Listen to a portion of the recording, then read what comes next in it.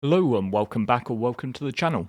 I'm Loudguns, and in today's video we're going to be taking a quick look at the newest offering from MISC, the Starlancer Max. I've been deep in the weeds of guide making recently, and have been particularly focused on making a cargo hauling guide, which has involved a truly horrendous amount of grinding to acquire the necessary rep. I thought I could take a wee break to have a look around this new medium hauler in the 324-3 PTU. I've always had a bit of a soft spot for the Starlancer Max's little brother, the Freelancer Max, so I'm really keen to see what this ship has to offer. So if this sounds good to you, then grab a cup of tea while I roll the intro, then let's get into it.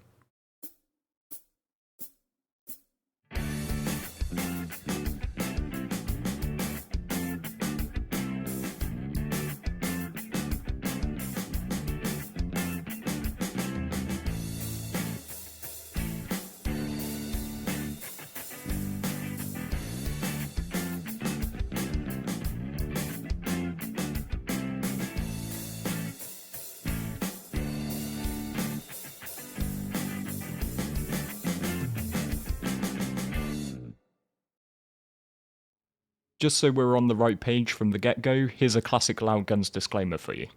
While we're taking a look at this new ship, this should in no way be considered a recommendation to buy it for hard currency at $250 US. Quite simply, I'm not in the business of telling people how to spend their money. Maybe you earned it, maybe you got given it, maybe you found a bag of cash in the woods and didn't ask too many questions. However it came to you, it's yours, just do as you please. However, I will always take the time to say that all you need to enjoy Star Citizen is a $45 starter pack.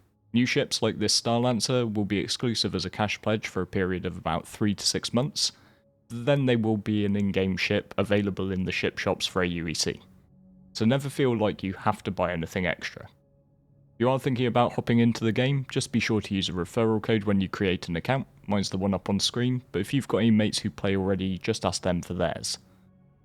When I look at new ships, I'm just mostly thinking about where they fit and how they compete against what we have available now. So with that said, let's take a proper look at this ship. Up first, let's just cover off the spec sheet, so that we know what's going on under the hood. In terms of components, we've got 2 size 2 coolers, 2 size 2 power plants, a size 2 QT drive and a single size 3 shield.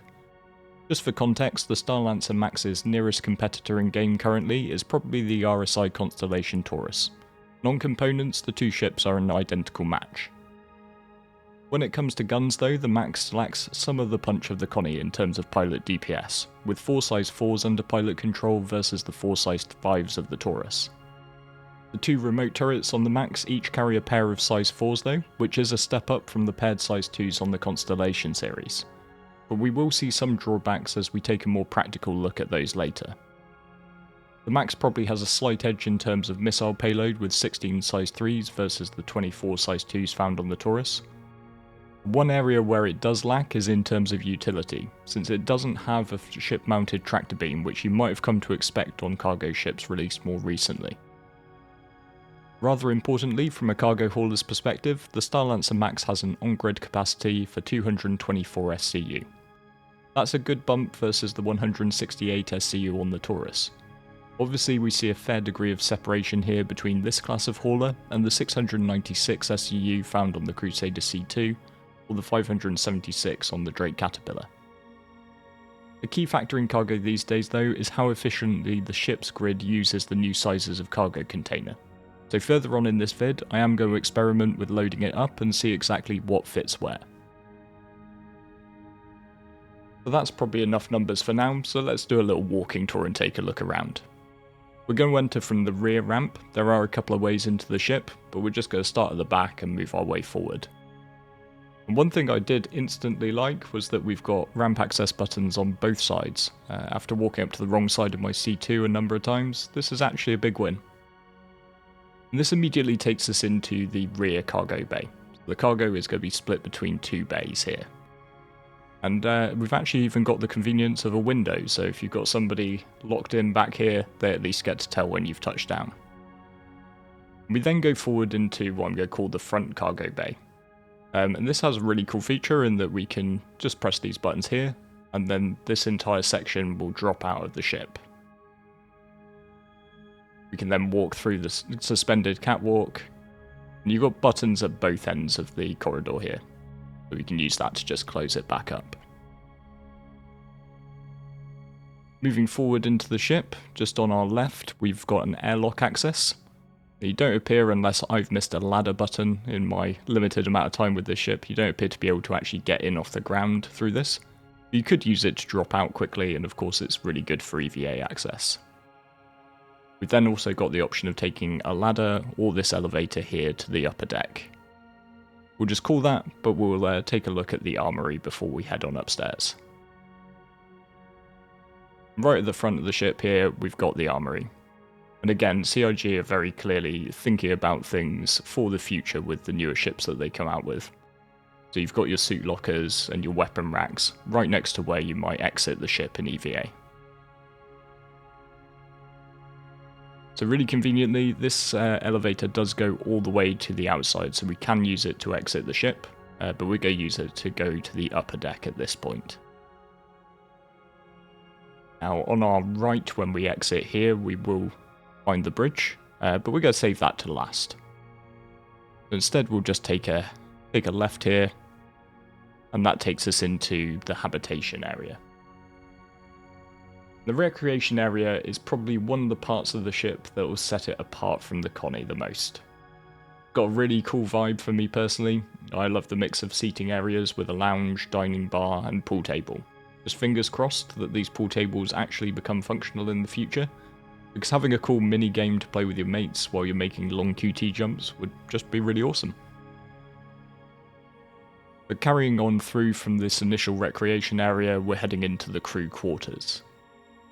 This is actually quite an interesting way of doing it. We've got this corridor which goes all the way around the edge of the ship, and then we've got 4 identical habs. I'm not going to bother taking you into every one because they are all the same, but you've got a bunk, a desk, and a bathroom to yourself.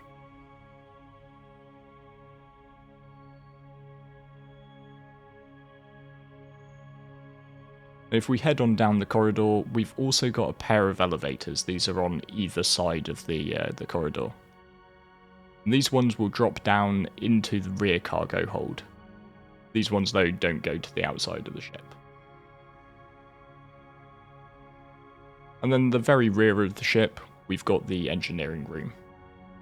This is where you'll find all your components, and of course an engineering station.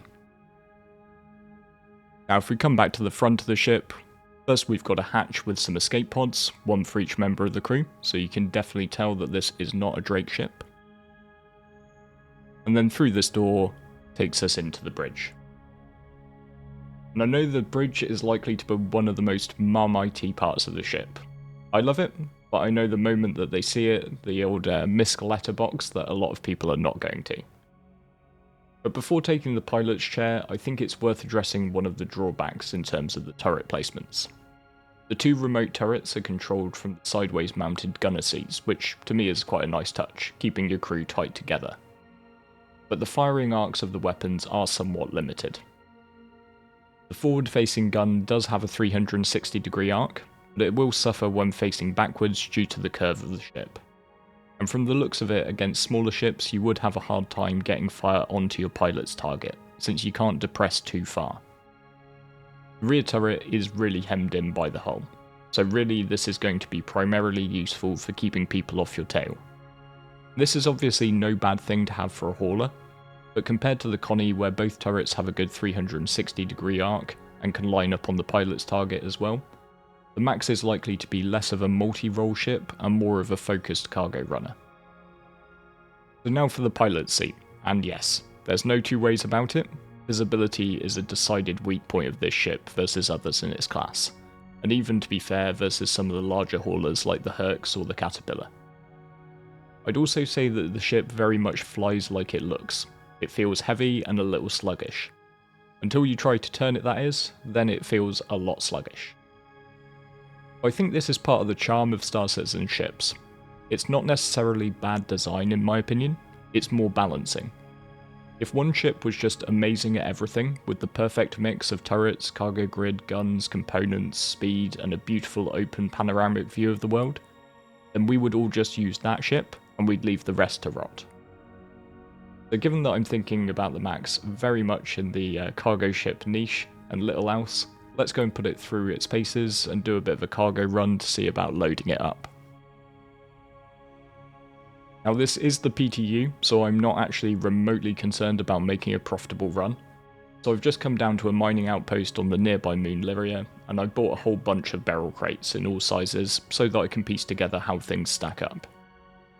You'll have to forgive me a little bit, I may have jumped the gun and turned up here without my trusty max lift. I've got a multi-tool in my Atlas, so I should be okay getting even bigger crates aboard. First up, let's take a look at loading the rear hold. And one thing I noticed straight away was that this rear ramp, while it is big enough to fit the larger crates, is a really tight squeeze. Particularly when thinking about the ship in combination with the Atlas, which does have a habit of throwing crates around with wild abandon. There isn't much headroom, and things can get pretty janky pretty quickly.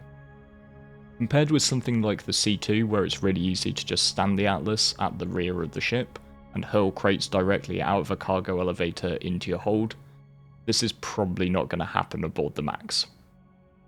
I would probably be more inclined to be using my Atlas to move the crates directly to the bottom of the ramp, and then I'd be using a max lift handheld tractor beam to actually get them inside and to finesse them a little bit.